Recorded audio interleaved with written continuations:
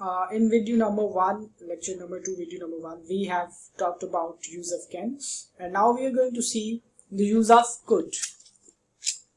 So what is the use of could? We are going to see here over here. Three major functions are past ability, means to say we are talking about when past ability we will be using could. Example over here, I could play cricket when I was in school. It was my past.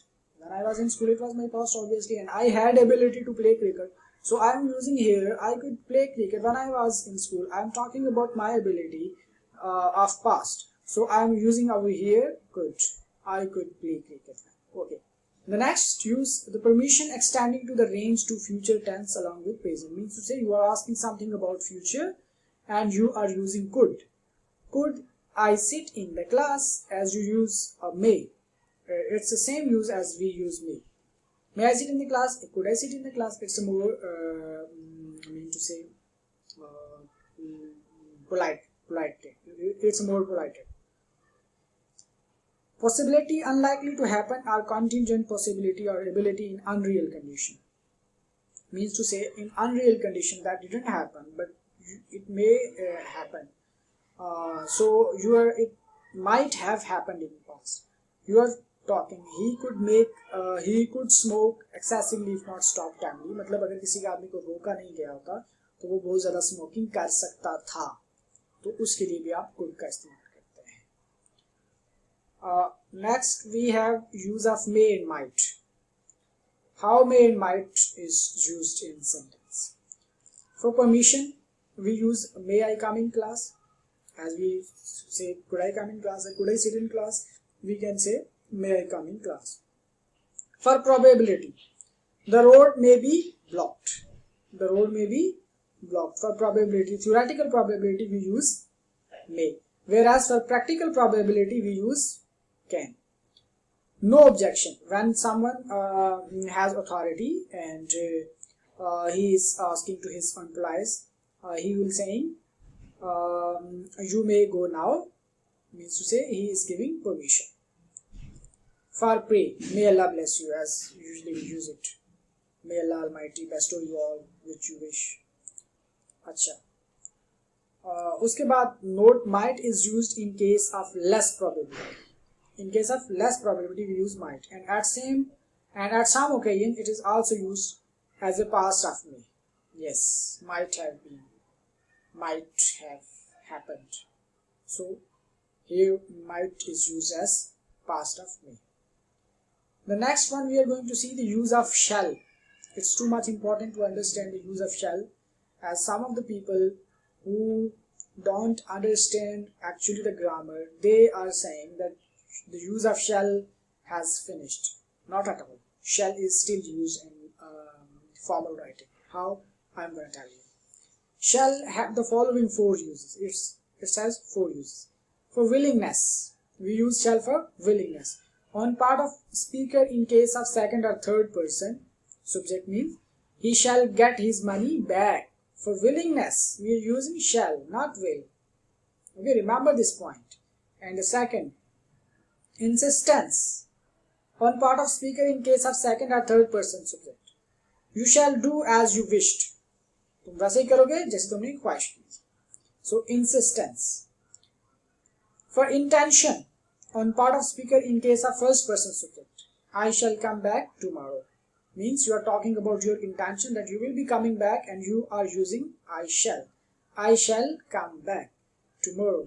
So you are talking about your intention, and for telling about your intention you are using shall.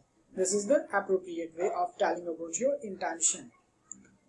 And number 4, statement by authority, legal verdict. This is the most appropriate and this is the most prominent use of shall, which we observe in different legal writings of the legal judicial cases, or any instructions given by any exams board or university board. A judge of court, a person in authority. In constitutional language, auxiliary shall is used. Example given, he shall be admitted. Okay, so in legal verdict we use shall as an auxiliary verb. Next we are observing use of should and ought. This is very important. most of the time it got confused for the students. They couldn't differentiate, though there is no big difference between should and ought to, but little bit difference is also there, as we have about chance. Both are used for advice, opinion, expectation. Both can be shared by both should and ought to. And chance. For chance, if you are talking about chance and opportunity, you will be using just you will be using should, not ought to. Okay. And most of the time, ought to is used for religious purposes, worships, religious duties. As we ought to pay zakat. Yeah, we ought to pay charity. We ought to offer prayer. So here we are using ought to. And for chance only should is used. I have written over here example. Where it is. If you should meet George, tell him I have reserved the seats.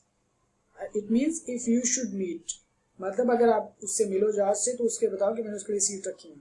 तो if you chance to meet George, so should is using as a chance. So over here you will be using should, not ought to.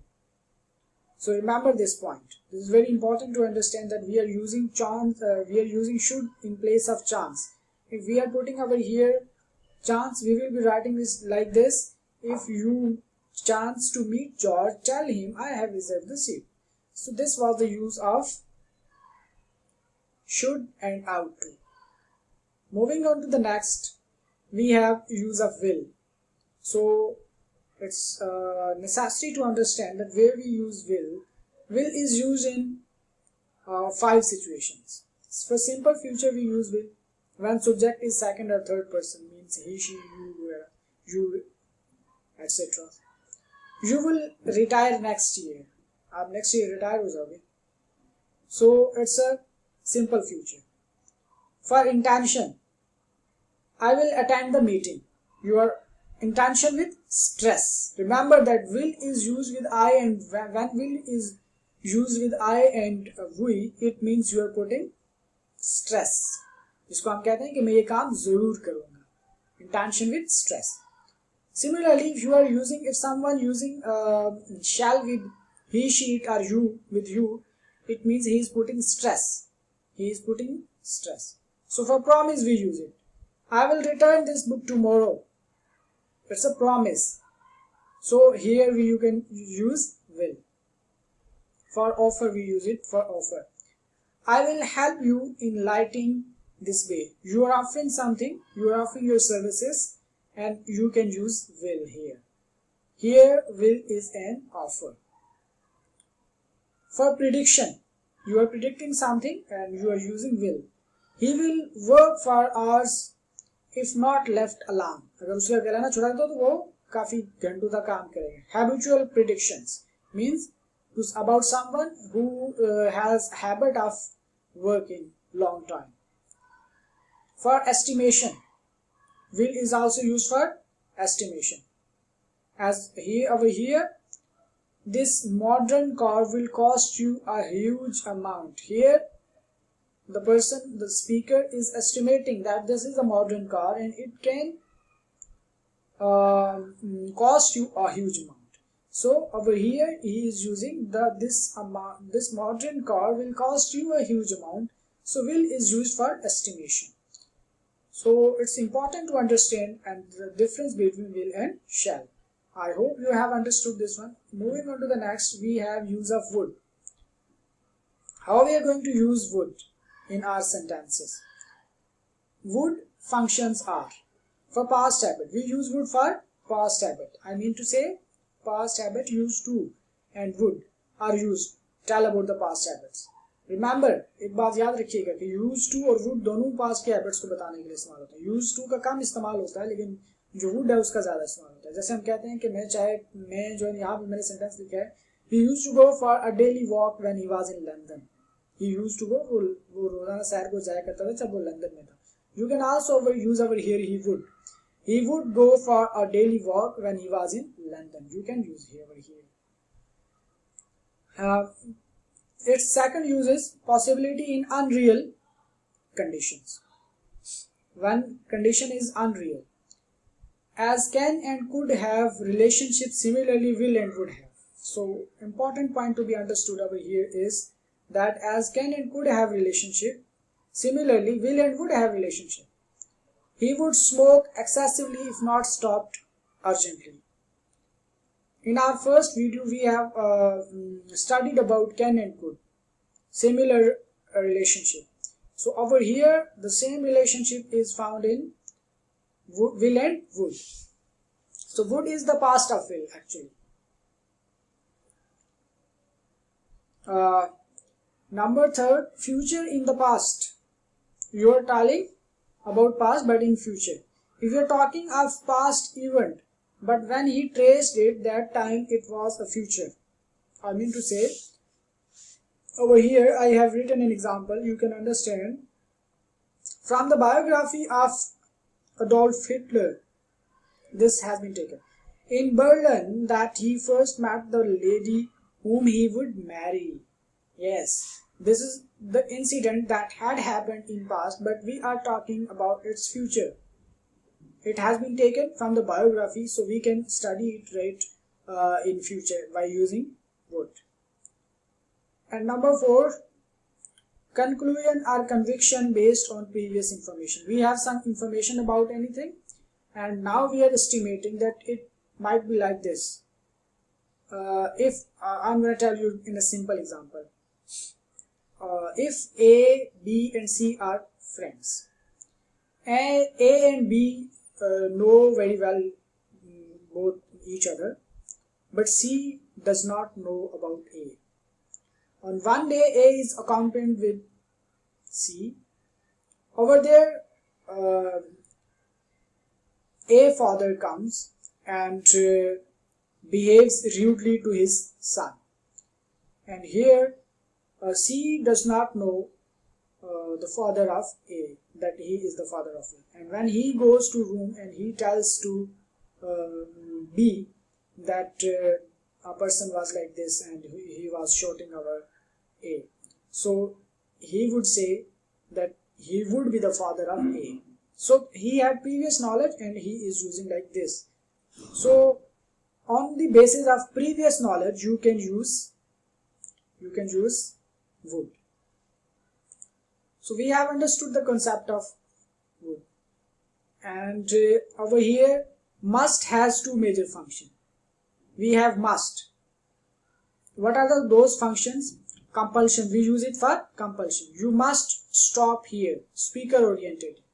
And logical necessity है, he must meet you. I force him.